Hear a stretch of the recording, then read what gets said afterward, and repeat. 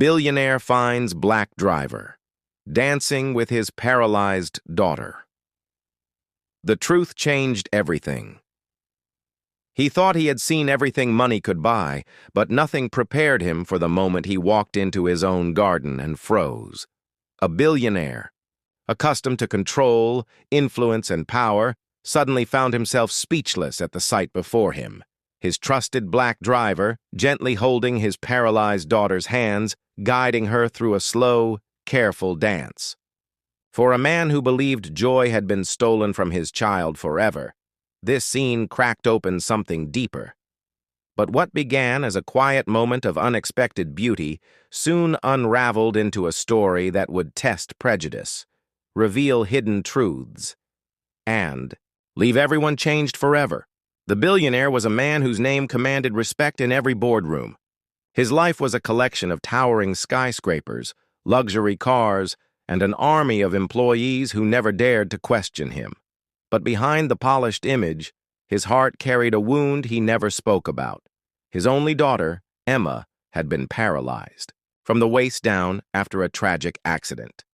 Once a spirited girl who dreamed of being a dancer, she now spent her days in silence, her spark dimmed, her father unable to bring back her light despite all his wealth. The only constant presence in her life, aside from nurses and therapists, was David, the family's black driver.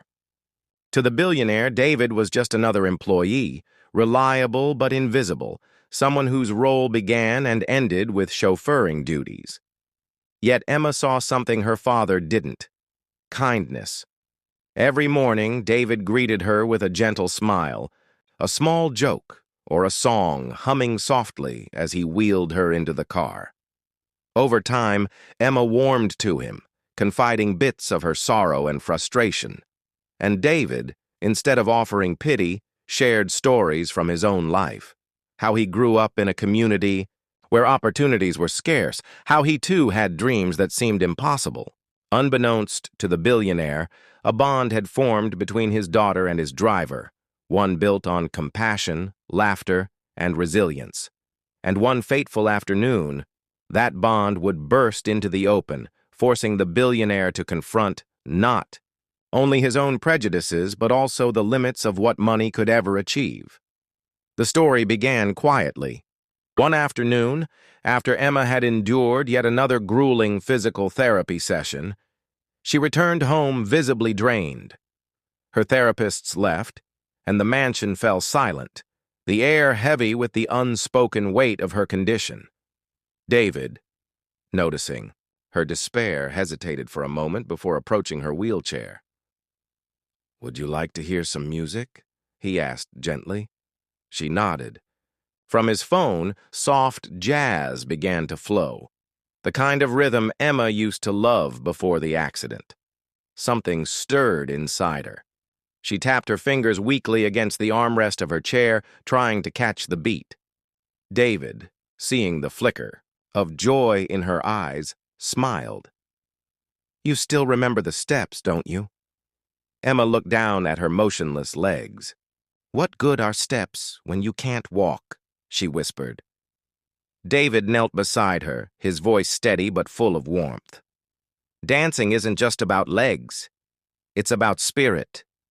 Slowly, carefully, he offered his hands. "May I?" At first, she resisted, embarrassed by her limitations. But David's patience wore down her fear. She placed her hands in his. Together they moved to the music, her arms swaying, his guiding, as if her chair was no boundary but an extension of the rhythm. For the first time in years, Emma laughed. The sound echoed through the garden where they practiced, filling the empty mansion with life. But fate has a way of exposing what's hidden. That same afternoon, the billionaire returned home earlier than expected. As he entered the garden, he froze. There, under the shade of the old oak tree, his daughter was smiling, radiant, as his black driver guided her through an improvised dance. His initial reaction wasn't wonder, but suspicion. To him, it looked like a breach of trust, a servant stepping far beyond his place. His jaw tightened, his eyes hardened. For a man used to control, this sight stirred discomfort and anger. Yet instead of confronting them immediately, he stood back, watching. He saw his daughter's joy, her laughter, her eyes lit with something he hadn't seen since before the accident, and in that moment confusion warred with prejudice. Could this man, someone society had always told him was beneath him, have given his daughter something that millions of dollars and top doctors could not? The confrontation came later that evening. The billionaire summoned David to his study, the walls lined with books and artifacts of his power. His voice was cold, clipped. "I saw you with my daughter," he began. "You were dancing with her." David stood tall, though his hands trembled slightly. "Yes, sir. She asked me to play music. She wanted to feel alive again." The billionaire's gaze sharpened. "Do you think it's your place to step into her life that way? You're here to drive cars, not to—" He stopped, struggling with words he hadn't expected to say aloud. David met his eyes. "With respect, sir, I know my place, but I also know hers. She deserves joy, and if all I can do is give her a moment of it, then I won't apologize." The words struck harder than the billionaire anticipated. No one had ever spoken to him like that. Not an employee, and certainly not a black man he had barely acknowledged beyond duty. Rage flared in his chest, but beneath it something else stirred. Shame. Because he couldn't deny what he had seen. His daughter had been happy, alive, glowing in a way he hadn't seen in years, and it hadn't come from doctors, or wealth, or his desperate attempts to fix her life. It had come from compassion.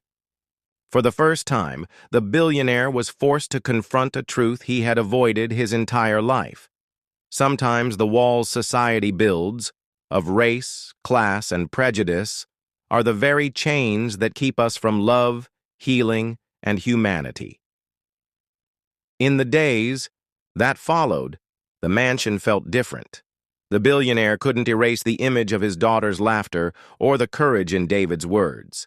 He wrestled with his pride, his upbringing, and the uncomfortable truth that he had measured, worth by wealth and skin color instead of humanity. One morning, as he passed the garden, he stopped at the doorway.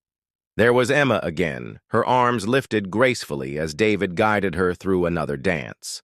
This time, instead of interrupting, he stood quietly, not as a master surveying his servant, but as a father witnessing his daughter's rebirth.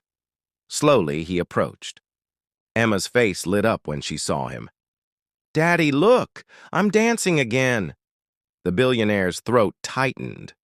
For the first time in years, he smiled without force. He placed his hand gently on his daughter's shoulder and whispered, "Yes, sweetheart, you are." From that day forward, the unspoken barrier between him and David began to crumble. He still struggled. Prejudice does not vanish overnight. But he made a choice to see David not as the driver, but as a man who had given his daughter something priceless. And as word of Emma's transformation spread among friends and family, people began to ask questions. How was she so radiant again? The answer was simple yet powerful. Joy had been restored not by wealth, but by compassion across boundaries society often tells us cannot be crossed. The billionaire learned that money could build empires, but it could never purchase the human spirit. That day in the garden had changed everything, for him, for his daughter, and for the man he once dismissed. So perhaps the real question isn't about wealth, race, or power. It's this: when confronted with humanity that challenges your prejudice, will you cling to old walls or let compassion teach you how to dance again?